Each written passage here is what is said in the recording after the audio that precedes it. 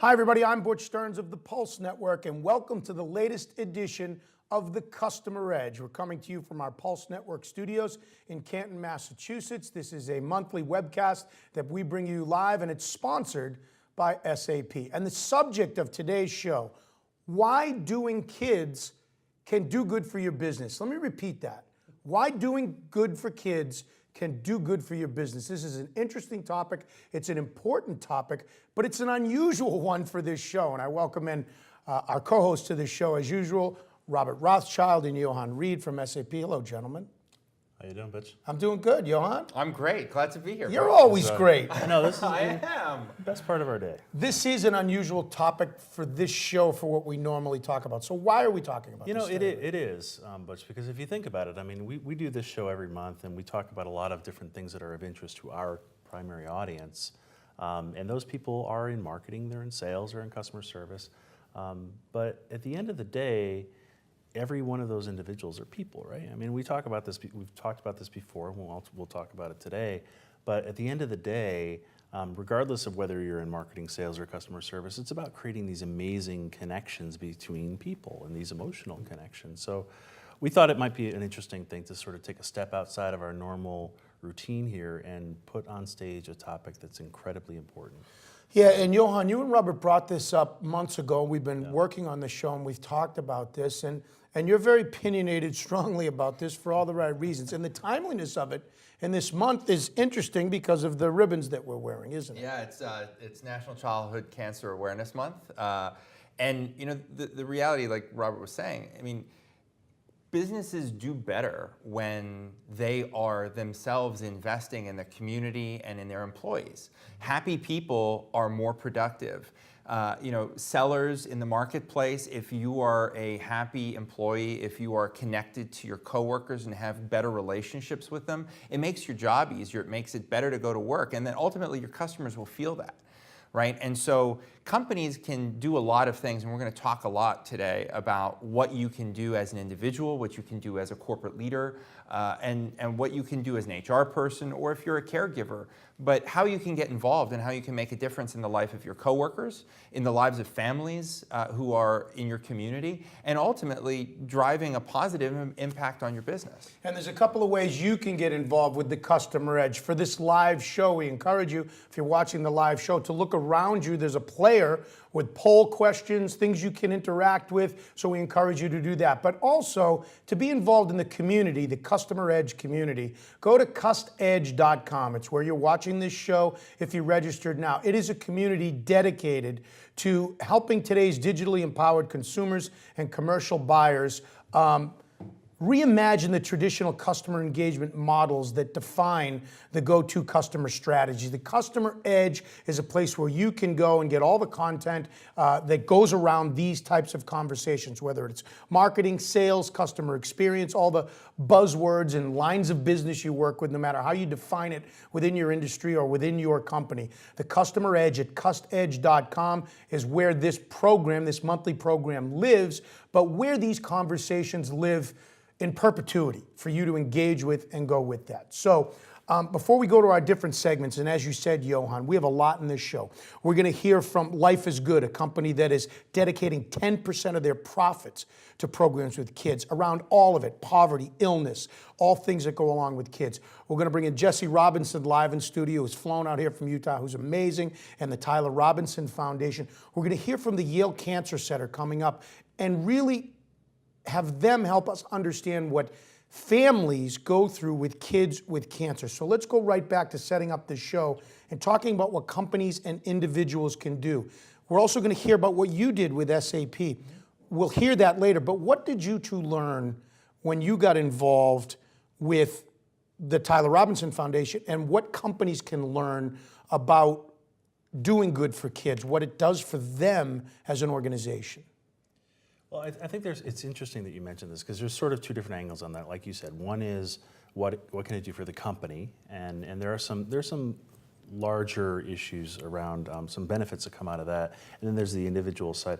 We had some conversations in the past about this, and it's not just the programs that exist within the formalized corporate social responsibility, employee assistance type programs that are available. But there's some really simple things that you can do that don't cost a lot of money, they don't take a lot of time, and that anybody could and should do to make sure that they're at least aware of what's happening in the lives of their colleagues in the office. And all of those things can help improve the quality of the relationships that they have amongst themselves and with their customers. Yeah, you're absolutely right, Robert. I mean, it's funny because a lot of companies invest in these programs, and the programs cost a lot of money. And if you're a manager, if you manage people, the free thing that you can do is educate yourself on what those programs are, and then have a meeting of your employees to say, look, here's what's going on. Here's what our company offers. It's a free benefit to you, and take the time. I think that's one of the most important things. It's an asset that we all have, and we can all find a way to give. Is take the time to seek out the people who need support. Have lunch with them. Check in on them. Recognize that whether it's a child with cancer that impacts the whole family, or just some other personal issue, it can be as simple as just reaching out and having lunch with somebody once a week to make sure they're doing okay. But if you're in a leadership position, educating your team on the programs. If there are no programs, going to HR and trying to get programs created. There are little steps that people can take that don't cost a lot of money. You don't have to donate a big part of your profits to charity to make a difference and to have an impact. And that's what I hope that you, the viewer, will take away from that today. You had asked about what we at SAP have done. We have a formalized corporate social responsibility group, and there's lots of things that we do under that umbrella. If I take a step back, though, SAP's overall mission, our big mission, is to help the world run better by improving people's lives. That's the fundamental mission of our company. So the second half of that is a big part of who we are as an organization. We typically focus in three primary areas when it comes to social responsibility. One is looking at talent volunteerism. So can we provide resources to nonprofit organizations who can help, whether it's, there's all sorts of things you can do in a volunteer organization. We actually will do approximately 100,000 hours of volunteerism at SAP this year. The next stage of that is actually volunteering specific skills. So it's one thing to come to a school and paint a wall or build something for Habitat for Humanity, for example. It's another thing to provide mentorship to a young student who's going through some challenging stuff in an inner city neighborhood.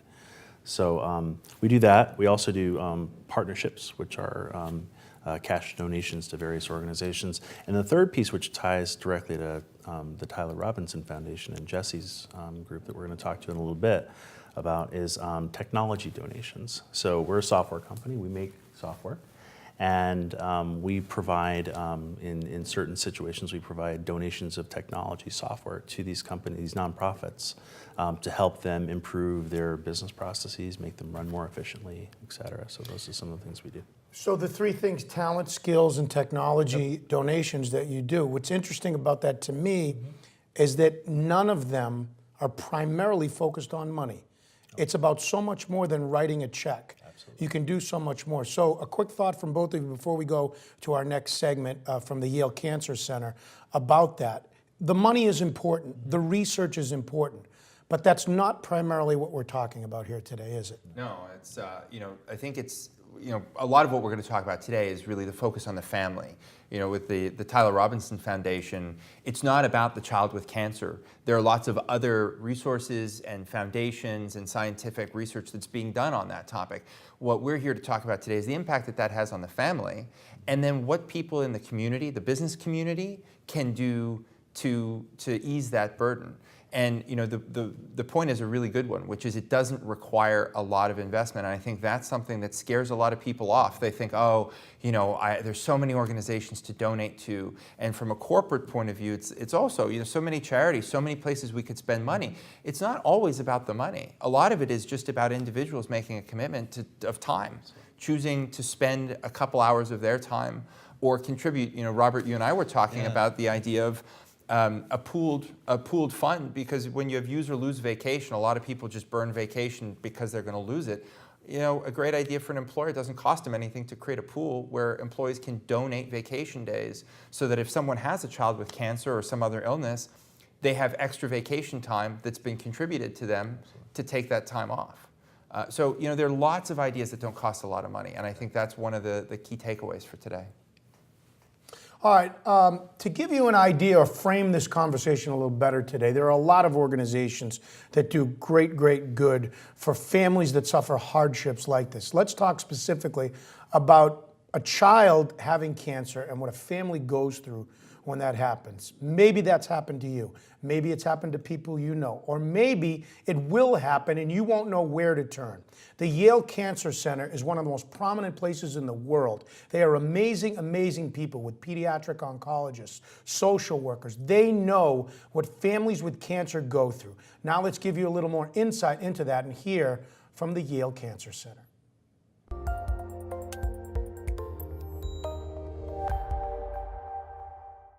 When a family gets the news that their child has been diagnosed with cancer, they're stunned. They're in shock.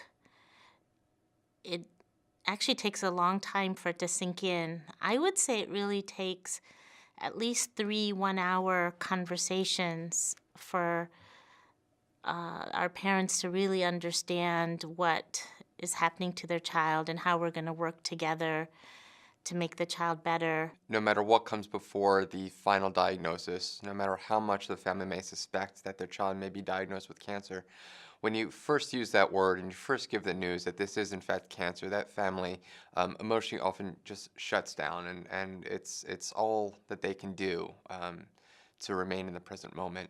We generally say that families retain only about 10% of the information that you give them when you first give them that diagnosis. So at the initial diagnosis, it's not uncommon for families to remember almost nothing except for the fact that their child has cancer. That's one of the reasons we always try to be the first ones to share the news with the family when we think there's even a chance of it being cancer, because there's so much question and worry immediately, and we're able to say that we're going to be there no matter what it is, and we will do our best to bring the child to good health. The issues that the family is about to be faced with from an emotional point of view, a financial point of view, employment point of view, they're really wide and varied. It depends on the situation that the family's in emotionally and financially, but almost every family is going to come away with a sense of shock. There's a lot of worry in the beginning, a lot of shock and disbelief, but with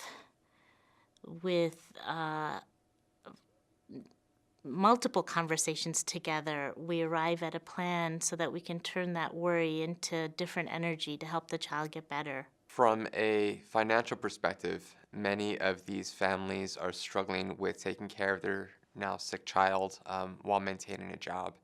And for many families, it's just not feasible. We do what we can through social work and understanding the way that the system works. But sometimes it's just not possible to help these families keep their jobs. Financially, I just recently did a research study in leukemia patients around the country. About 60% of parents have to either increase or decrease their work hours dramatically because of their child's diagnosis. And when looking at both parents, at least one parent, the 40% of the time is unemployed, but wanting to be employed. So there's a great strain on the family financially with less income coming in. They really do depend on the family, what kind of emotional support they have going into the process. Again, this is not just an event. This is an ongoing experience, because these kind of changes do have lasting effects on the family. When a child gets diagnosed with cancer, the whole family embarks on a journey. And we have a multidisciplinary team at Yale that consists of oncologists, nurses, nurse educators, child life people, child life specialists, social workers, and others. We also have psychologists ready to speak to not only the family, but as well as, not only the patient, but also with the family and siblings. We even have psychiatrists available oftentimes in our clinics to help these families through these very difficult times. One of the most important things we do is have nursing education with the family to talk about what life is like day to day and what to do in terms of day-to-day care, because we want the parents to feel really confident about being able to take care of their children. What you do when you have baths but you have a central line, how should you eat? Is there anything differently you should eat? Which is, for the most part, the answer is no. But still, there's a worry with that. How to prepare the other children, those types of things, how to take medicine. And then with the social worker spends a lot of time talking about how the family was functioning before the child was diagnosed, what are the strains that are there, how to help with those, what are the support systems, how to shore up those support systems, and all the practical things related to letting work know and school know so provisions can be made, and providing support for the parents. Our child life expert, just wonderful, does play therapy with the child and siblings to explain what the cancer is at a level the child can understand and the siblings can understand, because the siblings are also very affected by the cancer diagnosis. So, for example, for children who are diagnosed with leukemia, our child life specialist will make leukemia soup with white cells and red cells and platelets with the children. There are really many simple things that people can do to help a family in need. In a situation where a child is newly diagnosed with cancer, I think that we often see an outpouring from the community, from families, from friends, and everyone is asking the family, what can they do? And I think oftentimes the family is so overwhelmed that they can't even wrap their head around what it is that can be done. What we find helps most is when people who are meaning to do well come to the family and say to them, look, I'm going to do this for you. I'm going to cook at dinner tonight. I'm going to take care of your laundry. I'm going to take care of things that need to be done around the house. These are very simple things that I think friends and family can help out with and really take a lot of the everyday burden off the family. Parents who have hourly jobs without benefits, they can be quite overwhelmed because there aren't so many options to keep an income stream in the family. And we look for help from other philanthropic sources for those families. For the first family that can take advantage of the Family Leave Act, we can talk to the employers about the duration, because it can be as long as 6 months, depending on the situation. And sometimes we're also able to talk to employers about options where maybe it's possible for the employee to do work remotely or participate in a different job role with different hours. But I do have to say it's gratifying. Most employers I've talked to or I've been asked to talk to really do are sympathetic and want to do the right thing. I also encourage employers to talk to members of the medical team, the social worker, the physician, or one of the nurses on the team, because all of these individuals on the team would be able to share information about duration of treatment and what's involved. Of course, the employer would need to get permission first to do that from the parent, but I think that in this case, most people want to give that permission so that the employer can help also come up with a plan that will allow the parents to continue to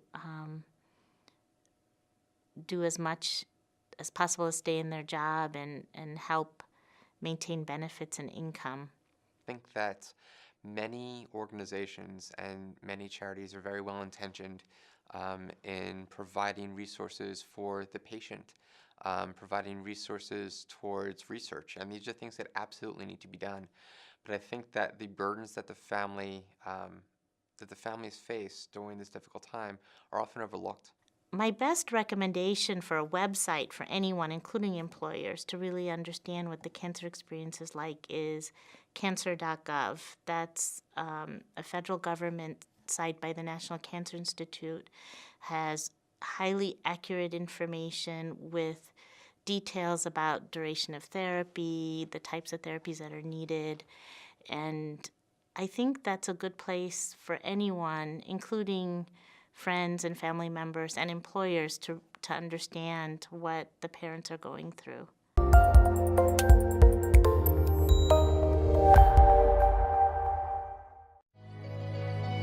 We all mean to do something. It's inside us, the desire to change the world by making it a better place for others and ourselves. The truth is, we get caught up in our own world of what do I wear tomorrow and what should we do Friday. So good intentions and all, we just don't seem to get around to it. The thing is, it happens to be the 1 in 285 children in the US who will be diagnosed with cancer before age 20. That's 10,450 in a single year. Now's your chance to slay cancer with dragons. Join the movement to help us assist families as they battle the unseen costs of childhood cancer. Donate today by going to TylerRobinsonFoundation.com or plan your own fundraising event. And don't forget to share this video with all of your friends and family. You know, it's easier than you think to help a superhero fly.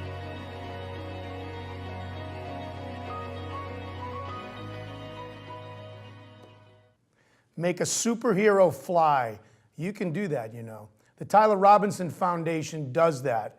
And joining us in studio right now is the president of the Tyler Robinson Foundation, Jesse Robinson. Jesse, how are you? I'm doing well. I'm happy to be here. We are excited to have you here. Now, you Great. flew out here on a red eye from Utah. You doing okay? So far, so good. Great to meet you, by the way, in person. We've had many conversations, so you. nice to meet you. So tell people a little bit about yourself before we get into the foundation. You are one of 6 kids. Tyler was your brother, right? But what else do you want them to know about you? Me? I'm an average Joe. Jesse Robinson's my name. I born and raised in Salt Lake City, Utah. Family man, you know, I'm one of 6 siblings, 2 wonderful parents, and all of us were very close with Tyler. Obviously, him being the youngest, you have this guardianship over him. All of us did, and Tyler. Well, a lot of people don't even know this, but when Tyler was 12 years old, he battled a life-threatening illness that really, I think, bonded our family in a very unique way at that time, and it ultimately prepared us for 4 years later when Tyler was diagnosed with cancer. So your brother, Tyler, the youngest of 6 kids, at the age of 16, was diagnosed with cancer, and less than 2 years later, he passed away. And that is how the Tyler Robinson Foundation came about. Talk a little bit more about your brother and about how that started, what was the impetus with the foundation? Well, the foundation wasn't really the brainchild of my family or anyone outside of our family originally. I think the best way to explain it is just to tell a simple story about how our family got involved with the band Imagine Dragons and how this foundation started. It started really simply with a small idea, and that idea was for me to reach out to Imagine Dragons via Facebook message. And I explained to the band that my brother drew a lot of inspiration from one of their songs. And that inspiration came from the line, "The path to heaven runs through miles of clouded hell." And that was a theme that my brother and I took on, him and I being very close of the siblings, and explaining that to them, saying, "Hey, my brother's coming to your show for the first time. We love you guys. Could you So you were fans of possibly-" Imagine Dragons, Right, obviously. Yeah. Obviously. Yeah. But this was before Imagine Dragons was Imagine Dragons. They were playing a small venue in Utah. Yeah. And I said to them, "Look, my brother just got diagnosed with cancer. This is a theme to him as he goes into chemo treatment." Through a Facebook post. Through a Facebook post. And I said, if there's any way to give him a shout out, please do. And that turned into an experience in Utah, in this dingy venue in Utah, that just was the most electrifying experience of my life, bar none. Well, And talk about that experience, because your brother was in the crowd. And no idea talk what about was that. coming. Yeah. Dan Reynolds, the lead singer of Imagine Dragons, silences the whole crowd and says, "I have something very important to say." Starts talking about my brother, talking about this young man battling cancer.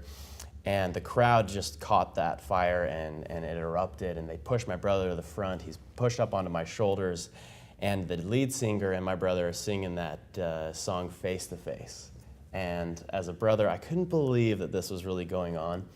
And it got to the point where even the whole band, the whole crowd was just chanting This is your brother right here. Yes, yeah. This is him singing it. with Dan Rails. This is at the concert. This is the first experience we met the band. And, you know, it's one of those moments where all of humanity just comes together onto the same page. And including the band, so much so that when this show was over, they pulled us backstage and were telling us, that was the coolest thing we've ever done as a band on stage. And what that marked was the beginning of a very true friendship, which grew organically over the next year and a half as my brother went through treatments. We would see the band often, we'd go to their shows, we'd be talking to them on the phone, they'd be texting my brother, making sure, you know, following up with how he was doing, and me as well. And so much so that when my brother passed away, it was literally the night of that I got a phone call from Dan Reynolds, the lead singer, and he was obviously sharing his condolences with my family, but then brought up the discussion with me about starting a foundation to preserve my brother's legacy. Dan brought it up. Dan brought it up. And So here's this band you guys liked, you and your brother, and now all of a sudden he's telling you, hey, you got to make a difference. You got to let Tyler's legacy live on. He was the inspiration behind this? let me just say that Tyler was not a unique kid. He was not just he wasn't a special individual. I didn't see him once complain during treatments, and you're going almost every day to the hospital for some reason or another. You know, I never saw him cry about it. I mean, he got down. It was obvious that he'd get down, as anybody would in that situation, but he was unique, and people saw that, and there's a reason why there's a foundation named after him, and he's an inspirational kid, and I'm not just saying that because I'm his brother. Well, you are, but that's okay. What's the mission of the Tyler Robinson Foundation? Is there a mission statement? Yes. So we battle the unseen costs of childhood cancer. And Yale did a great job in the previous segment talking about what are the battles that families go through. They're unique. A lot of people don't realize exactly what happens when a kid gets diagnosed with cancer. And the Tyler Robinson Foundation recognizes that when a child gets cancer, the family gets cancer. And our mission is to battle those unseen costs and in support of the family. So everything that we do supports these families financially, emotionally, and so on. Well, let's dig a little deeper and roll our sleeves up and talk about what you do. Because again, it's well beyond writing a check. Unfortunately, you and your family know all too well what families go through with cancer. As you said, we heard the people from the Yale Cancer Center talk about the emotional, the financial, the stress that goes on. Other kids in the family, things you don't think about until something like this happens and you get a diagnosis within your family. So what do you do as a foundation? What have you learned and what is out there and how to, I mean, there's so many questions, Jesse, but give us an idea. Start us off of what the foundation does for those families and how it works. Well, but put yourself in a situation as a parent and your kid's diagnosed with cancer, and the doctor is saying you need to do this treatment, you need to do this chemo, and it's going to be for this long, and it's something that you really don't care how much it costs. As a parent, and anyone can imagine this, you just say, do it, I do not care what it costs. I'm about to go on this journey that I didn't wish upon myself or my family, right? You'll Okay. do anything for the sake of your child, but what happens is these bills, they continually pile up and pile up and pile up, and your emotional state is in such a way where you really just don't care what's going on around you. You don't really care about your job, you definitely don't care what the bills are, but there comes a point where you have to face that monster in the closet. And the system that we've set up is to embrace that situation and help the family tackle it with them. So we obviously provide financial support for a family. We pay their bills, we pay their mortgage, we pay their utility bills, their travel costs, their daycare, their food, whatever it takes for a family to be a family, we'll pay for that. But beyond that, we recognize that there is much more support that is needed than just writing a check.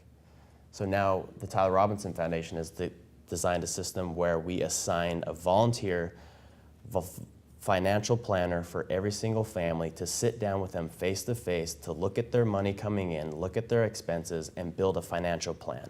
Saying, okay, if you stick to this plan with Tyler Robinson Foundation money and your money coming in, we can keep your head above water. And our granting process is anywhere from 6 months to 2 years.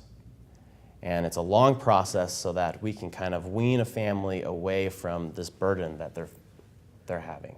So when we walk away, the family's not just going to crumble because the crutch is kicked underneath of them. They're going to be able to stay a little bit more stronger than we found them. You mentioned the granting process. So if I'm a family with a child with cancer, how do I apply? How do I find out about the grants? How does that work?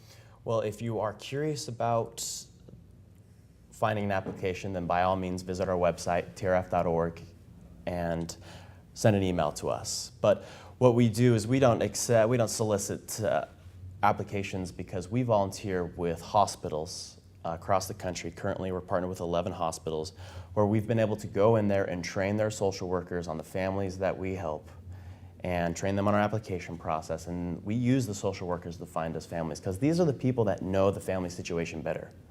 We don't want to look at 100 different applications on paper and have to choose. We rather work with the social workers who know face-to-face who really needs help. So the Tyler Robinson Foundation, based on your brother's legacy, has built this network that's able to help other people that have gone through the tragedy that you have gone through. You know what they go through. You've developed resources around it, as you just said, well beyond just writing a check. As a matter of fact, you're not going to write them a check. You're going to give them resources and money included and tell them what to do with it. Advise them what to do with it, right? So again, that's how families can get involved. Let's talk about the network. How can a corporation, how can a company get involved if they're out there watching this interview and they didn't know about you or they did know about you? What do you encourage corporations and companies to do? Well, the foundation is young. We are just over a year old. So the Tyler Robinson Foundation's learning that question you're asking me. But from what we can tell right now in our experience with some amazing companies like SAP, is that when you start getting employees involved, something happens. And I don't know what that word is, inspiration or magic or whatever cheesy word you can think of. It's actually true. You get the employees involved and they just seem happier. I affiliate with probably 15 different employees on a regular basis from SAP who are actively engaged in the Tyler Robinson Foundation, which is amazing. And I see how much all of them love working on it, how excited they are when a project gets fulfilled. It's not just about raising the money. It's about involvement and the engagement that employees can have and bringing that magic to the table of philanthropy within a corporation. Jesse Robinson is joining us in studio. I'm Butch Stearns of the Pulse Network. You are watching The Customer Edge. The subject of this month's webcast, a little unusual for what we normally talk about, whether it's marketing or sales, customer experience, is the broad subject of why doing good for kids can do good for your business. And the focus of it is kids and families with cancer. Jesse knows, again, unfortunately, all too well about that. His brother Tyler passed away, and they have the foundation, the Tyler Robinson Foundation, at trf.org. trf.org, that you can get it. We're going to hear later on from, we're going to tell the story about what SAP did originally get involved with you, and Johan and Robert are going to come back, and you guys are going to talk about that. But a little bit more about what does this mean for you and your family and your network that continues to grow? What does it mean to you to continue your brother's legacy in this regard? It's, I remember the first experience I had, the first mind-blowing experience. Last summer I was on a subway in Paris, and someone asked me about my wristband, and just quickly I explained to them it's a foundation that Imagine Dragons started with my family, and before I could even go on, the girl goes, "Oh, Tyler Robinson?" And I was like, "What?" And she turns to her friend, she goes, "Hey, this is Tyler Robinson's brother." And she's like, "You're Tyler Robinson's brother?" And I thought I was like on candid camera. I'm like, this can't be real. But what I realized in that moment is that with the image of Imagine Dragons and how much they promoted the foundation, that it has hit a worldwide network. And we are working with people from all around the world on a daily basis. And we're working with incredible companies on a daily basis. This is something that we never could possibly have dreamed to have grown this big in 20 years. But here we are just a year into it. and this most phenomenal experiences you can ever really imagine in the nonprofit world. My family is incredibly jazzed about it, and the most exciting part, obviously, is helping other families that were in our situation. Imagine Dragons. They were not only the inspiration for you and for your brother behind this. What do they continue to do to spread the message of TRF? Well, they dedicated their music video Demons to my brother. They showed at the end of the music videos a clip of the original concert, which now has 150 million views and growing. They talk about it at all of their shows. They bring on families and corporations to their shows and do meet and greets. They're very much, very, very, very much involved with the foundation. In fact, I believe the words that were used originally from the band was, "We want to use our image to help promote the foundation and raise money, and we want your family to be in charge of allocating the funds to the families in need." And I guess the last thing before we take a break would be this. Again, the subject of the show, the title of what we made is How Doing Good for Kids to Do Good for Your Business. We're going to hear from Life is Good later on, a company that Bert Jacobs is dedicating 10% of their profits to all kinds of kids' foundations, poverty, illness, cancer, things like that. But to the subject of the show, why doing good for kids can do for your business, you already said this, something happens within an organization. Talk a little bit more about that in your opinion. What are you continuing to see for companies, for individuals, under corporate social responsibility, under cause marketing? What happens to a company when they embrace a cause like yours or look right within their own walls and help out a family that are their employees or their partners or their customers that are going through this? What I think it may be, and when it involves children, is the fact that it's relatable to almost everyone. Everyone has gone through their own childhood. So there's a relatable issue.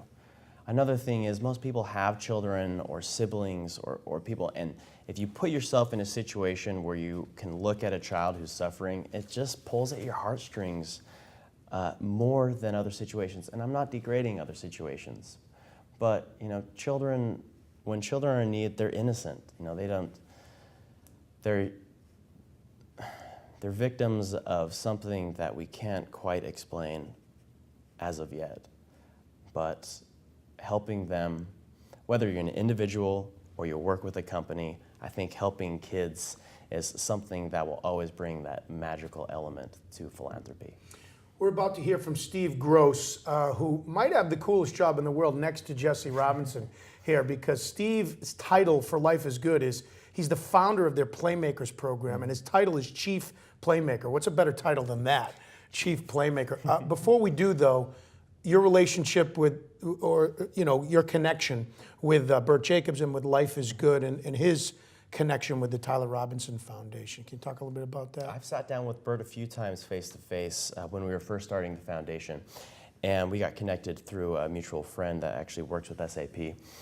And Bert, on a personal level, was a very inspirational man for me. He actually inspired a few ideas that have led into actual processes within the Tyler Robinson Foundation, and has been overly kind in helping, as he explained, his Playmakers corporation with us and what Life is Good is doing to help children. What they're doing is truly inspirational. And as an individual, I love and respect what they're doing. And the Tyler Robinson Foundation has benefited greatly from our relationship with Life is Good. Jesse, great to have you in for the show. Thank you, and sir. don't go anywhere because you're coming back in just a little bit. As Jesse said, Life is Good is one of the companies, one of the leaders when it comes to doing good for kids. They're dedicating 10% of their profits, and have done so for several years now, to kids programs. Families with problems around poverty, illness, all kinds of things focused around kids. And the man who leads that charge is the man who leads their Playmakers program. As I mentioned, his name is Steve Gross. He is Life is Good Playmakers founder, and he is also the chief playmaker at Life is Good. And recently we sat down to have a discussion about Life is Good and what they're doing for kids.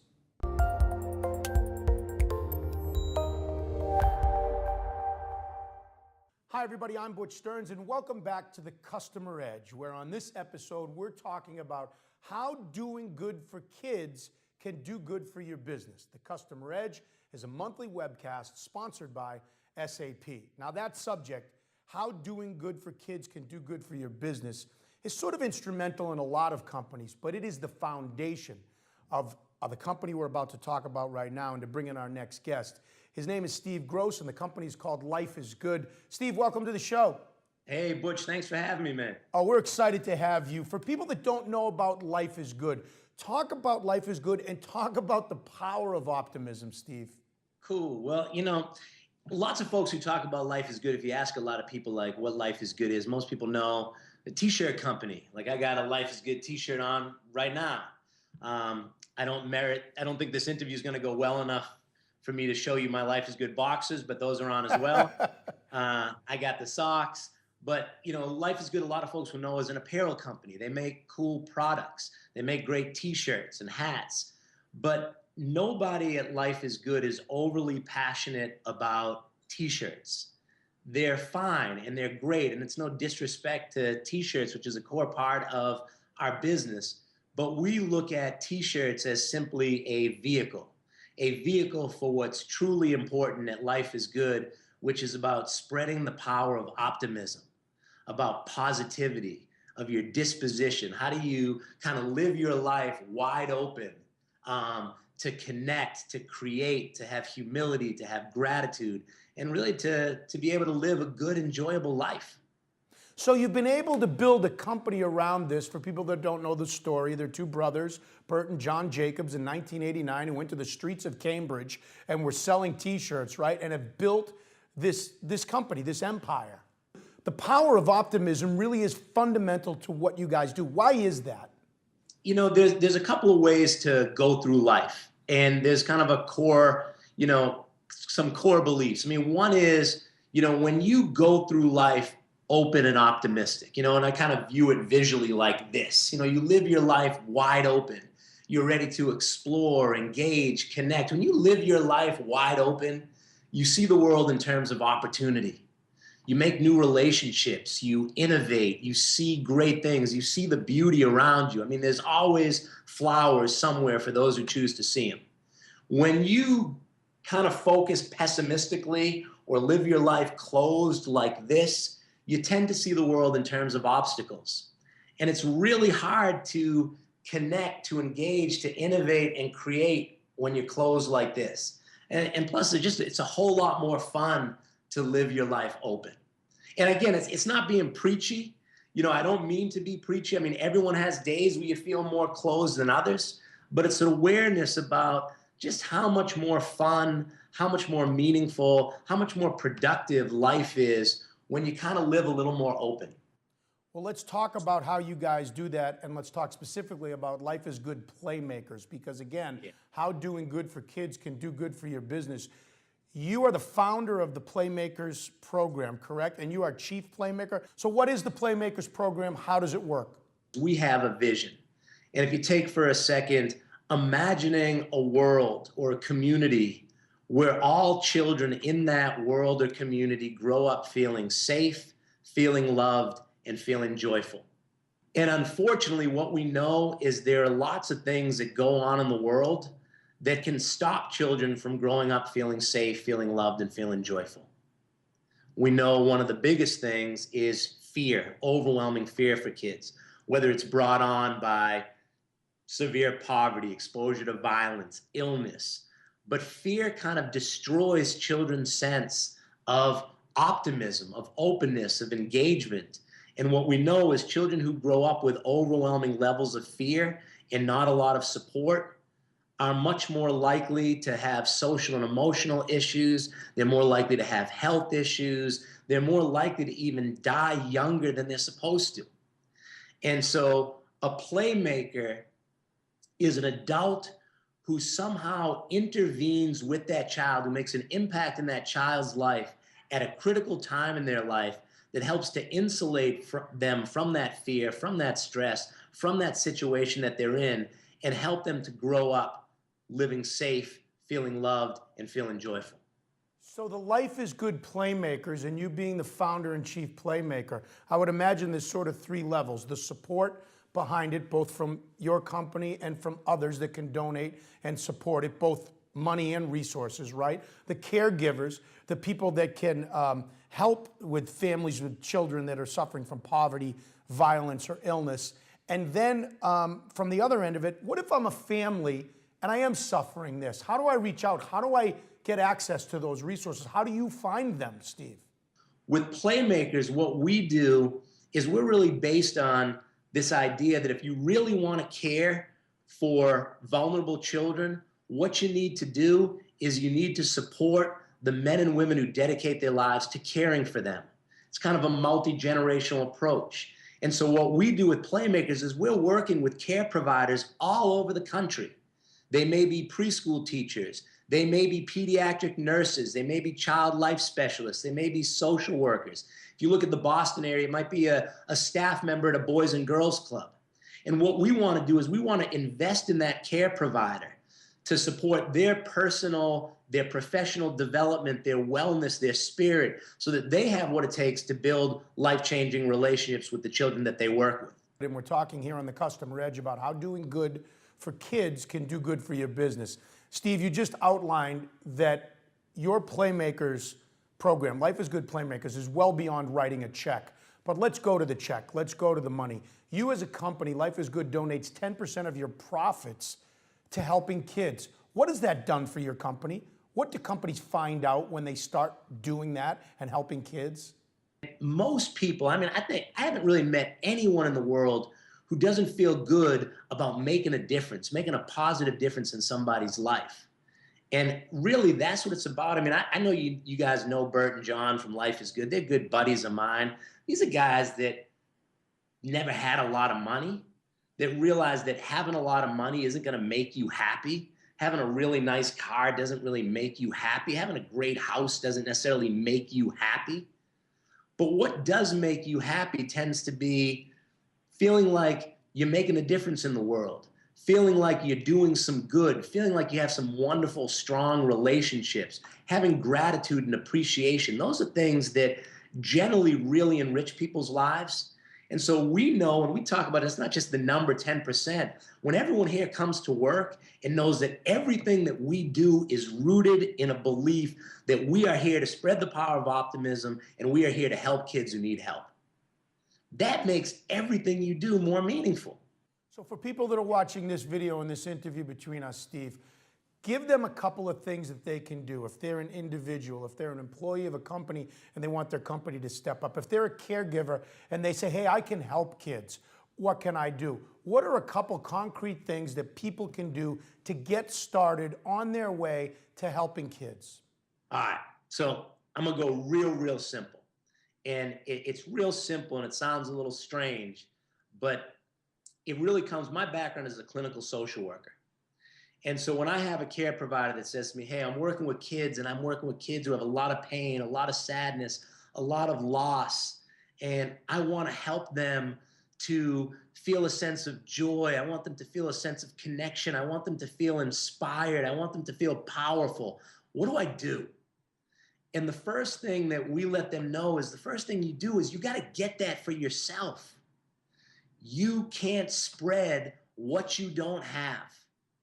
If you want to help to spread a sense of joy, you better be one darn joyful person. You want to inspire, you better be inspired. So the first thing I kind of ask folks to do, one concrete thing that they can do, is to take a look inside and say to themselves or make a plan, what am I going to do to nurture my own sense of joy? What are the relationships that I want to pay extra close attention to and I want to nurture? What am I going to do to continue to feel strong and empowered and inspired? Those are critical things, because when you bring that to every interaction that you have, you're changing the world. You're spreading good vibes. That's what it's all about. It's not necessarily about what you're going to do.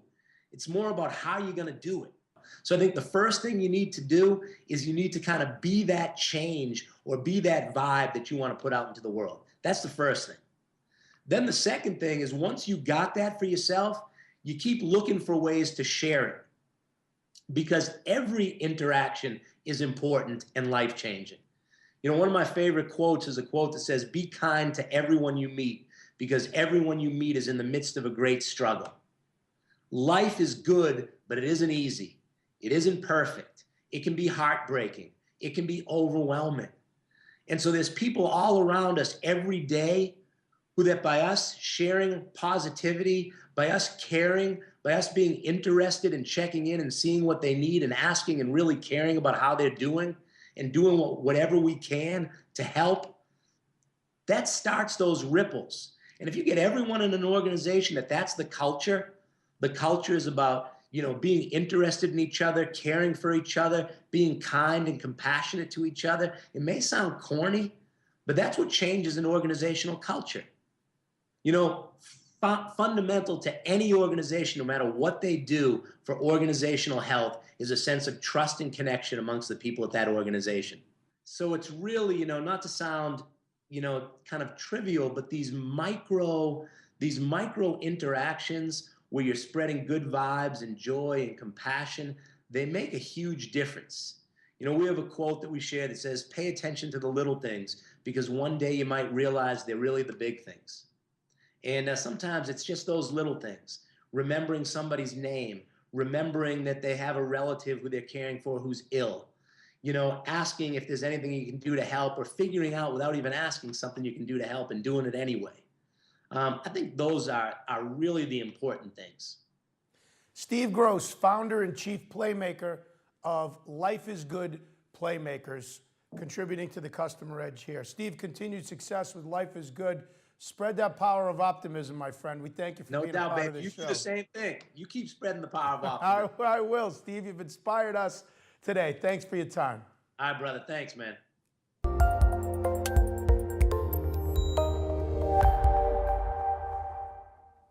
Our thanks to Steve Gross from Life is Good, the chief playmaker there, and they are a company that's making a difference. You are watching The Customer Edge, our live monthly webcast that we do in our Pulse Network studios. The subject of this month's show, how doing good for kids can do good for your business. Jesse Robinson from the Tyler Robinson Foundation has been a guest on our show here, and SAP is a company who sponsors this whole program, but SAP is a company who's gotten behind the Tyler Robinson Foundation. We're about to show you a short video here of how they took this subject to heart and got involved with the Tyler Robinson Foundation. So please take a look. A lot of people ask me how my brother and I got involved with Imagine Dragons and how this whole foundation even started. A conversation I had with my little brother. I was sitting down with him and I was trying to explain to him as an older brother how to help him understand why he had cancer. What do you tell a kid who's facing 2 life-threatening illnesses in his lifetime? He's 16 years old. And all I could think of was life sucks sometimes. And I didn't know what to say to him. Imagine Dragons came on my iPod, and this lyric popped out to me like it never popped out before, and it was the line in the song that says, "The road to heaven runs through miles of clouded hell." We should send a message to Imagine Dragons and tell them that story. And I was like, okay, let's do it. How do we do that? He's like, I'll try Facebook messaging them. And we were sitting there literally when the warm-up band was on. Dan Reynolds sent a message back saying, man, I just got your message. That is so inspiring. Like, of course, we'll give him a shout out. The song's for you. This is its time. And he played that song, and my brother got pushed to the front of the crowd, and that's where I was already. And I remember just hoisting him up on my shoulders, and he took off his beanie to reveal his bald head. Dan Reynolds and my brother started singing the song together. And it was just, I can't explain it. It was one of those moments where humanity came together and everybody was on the same page, and it didn't matter who each other were. It was just, all that mattered was like my brother and everyone supporting him at that moment. And I've never felt anything like that in my life. We're so grateful for these incredible companies that have given these wonderful donations. Just recently, SAP, what an incredible company that is, and how amazing it is that the employees have donated individually to this foundation. And we vow that we will use that money to better the lives of other people And we are so grateful to them.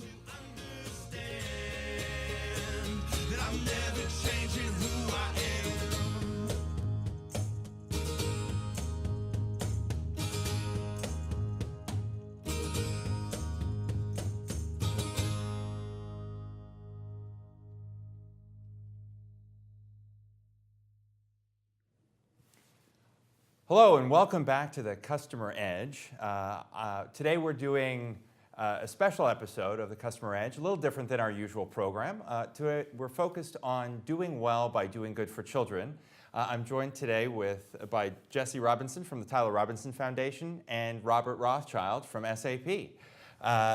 So Jesse, that video was shot about 8 months ago in February, and a lot has happened since then.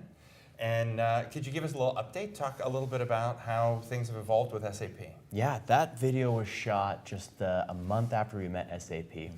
And let me just say that even though we'd only been with SAP for that 1 month, they had made a substantial impact on the foundation. We had never raised as much money as we did in that check that we showed in that last shot. $27,000 was the most money we raised at one moment ever. And the thought our family had is, how cool is this that a big-time company like SAP has caught wind of little Tyler Robinson Foundation and actively engaged a huge group of their employees to raise this money. It was the employees that raised that money. And it was the beginning of a very, very incredible relationship that has thus taken us 10 months into this year. And I'm telling you, a lot has happened with SAP. Robert and I were just having a conversation about how it was like a spark that happened in January and has caught fire. Ignited across the organization. It's amazing. With all of the employees. I mean, I was mentioned earlier in one of the previous segment that I work with several SAP employees on a regular basis, doing various projects and from small to large. And not only are we working with SAP and they're raising money for us and they're raising awareness for the Tyler Robinson Foundation, but they have been extremely generous in donating some of their software, which the Tyler Robinson Foundation now proudly can say that TRF runs on SAP. That's great. You know? That's great. You know, I think one of the things that's interesting is you talked about the fact that it's the employees, not necessarily the company. I mean, the company made the software donation possible, but there have been people involved in that too, right? Implementing the software and the whole process of getting it. You know, and maybe Robert, you want to talk a little bit about some of the things that you've done and we've done and how you got involved. Well, I mean, it's for me, it's nothing short of miraculous, because I mean, the fact that you just said that was 8 months ago that video was produced and so much has happened since then, it seems like years ago. It blows my mind. I have no idea how that happened, but I mean, quite honestly, my personal experience. I mean, I know SAP's foray into the relationship with Tyler Robinson really came about through our annual sales meeting, just a typical internal sales meeting that we have. We typically hire a band to come to the meeting and perform, and we chose Imagine Dragons to come to that show. And it was through that relationship that the band was able to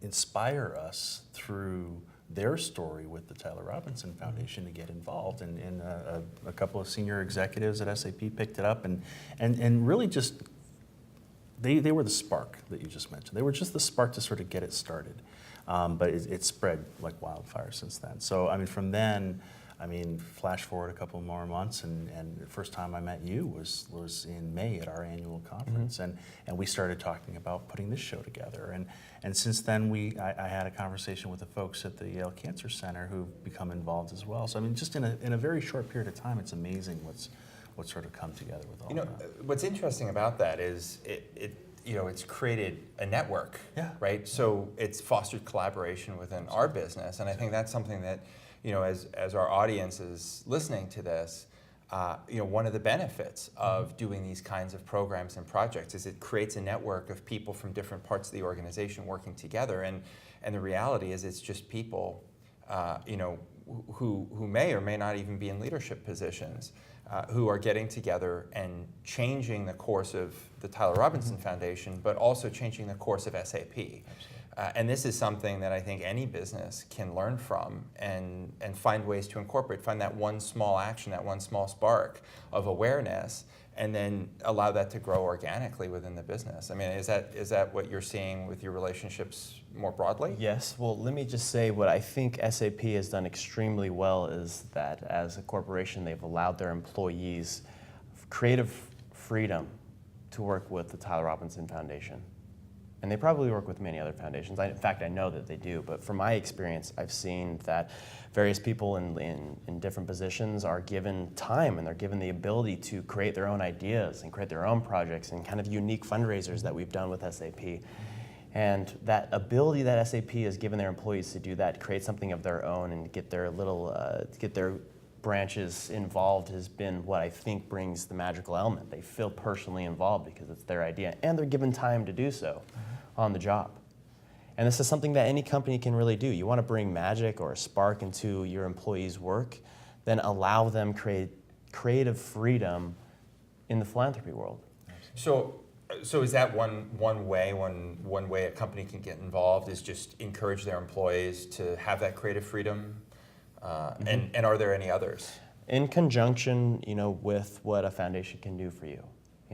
If you're talking about the Tyler Robinson Foundation, send me an email. Go on our website, trf.org. Send me an email, and we can start collaborating various ideas. There's ways that we can. We bring a unique element to the nonprofit world. We pride ourselves that we are ran like a business, and that we are a disruptive force in the nonprofit world. We want to be unique. We want to be new. We want to be relatable.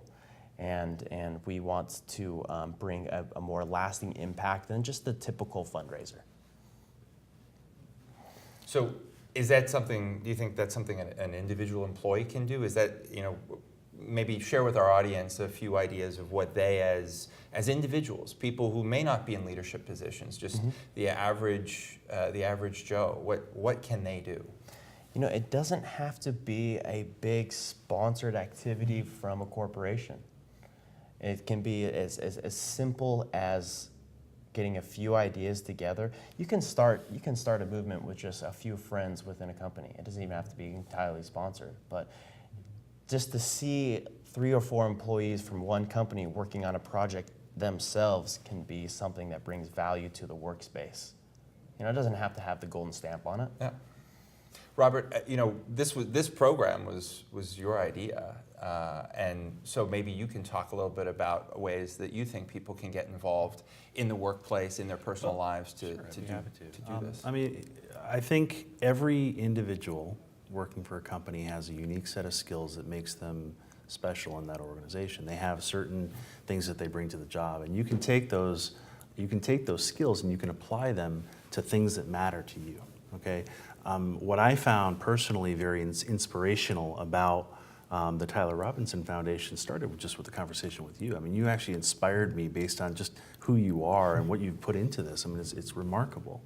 And I know that I'm not the only person who's had that experience. There are many other folks that are behind the scenes that are working with you and the Tyler Robinson organization, and they've had the same sort of thing. So take that talent. I don't care if you're in marketing, I don't care if you're in sales, if you're in legal or finance. There are organizations out there that need your help, you need your skills, and you can volunteer time, you can volunteer your skills, whatever it is, to help them out. That's great insight.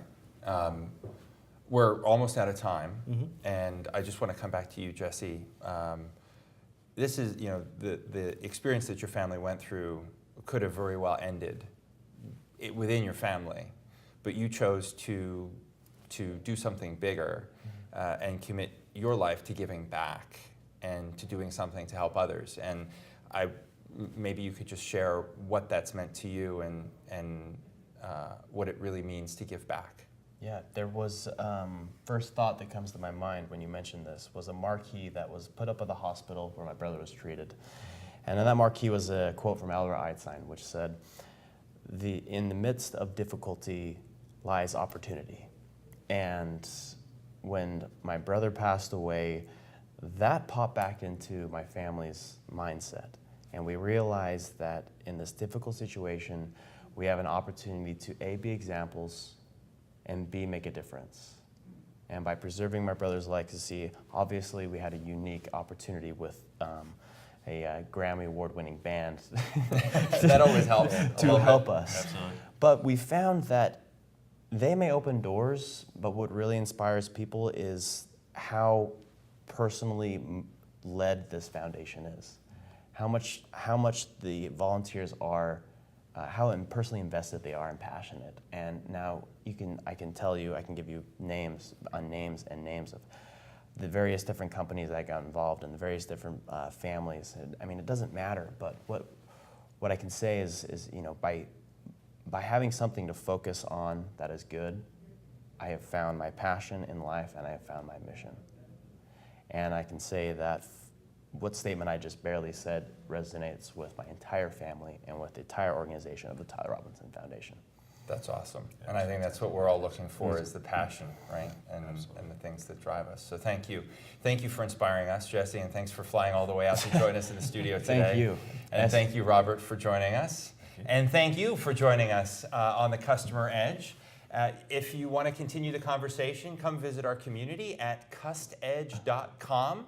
The story goes on. And you can also join us live at our next broadcast, which is going to come to you from the Jacob Javits Center in New York on November 5th at 4 p.m., live from Customer Engagement World, which is a great event that's going to be happening in New York City, bringing together leaders from all over the customer engagement space to share ideas and to experience a little bit of the Big Apple. So join us then, and thank you again for joining us, and we'll see you next time on the Cust Edge.